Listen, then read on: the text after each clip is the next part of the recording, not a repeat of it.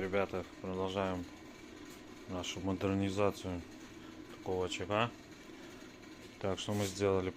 Поменяли поддувальную дверьку, поставили такую вот рубцовскую.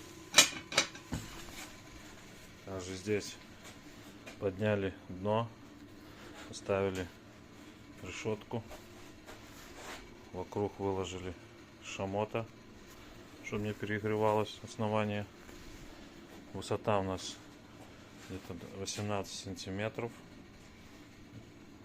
от этого участка. Нарезали кирпичик вот так вот, КС керамика пустотелый Кёнигстар. И вот начали облицовку, уже предварительно перетянули сеткой и вот облицовываем сейчас.